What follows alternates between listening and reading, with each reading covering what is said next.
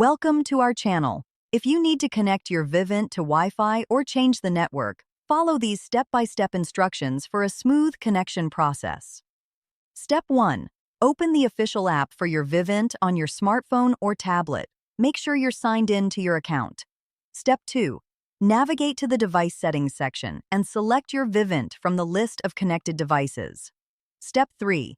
Look for the Wi-Fi or network settings option and tap on it to view current connection details. Step 4. Select Change Network or Connect to Wi-Fi to begin the network connection process. Step 5. Your device will scan for available Wi-Fi networks. Select your desired network from the list of available options. Step 6. Enter your Wi-Fi password carefully when prompted. Make sure to use the correct case and special characters. Step 7.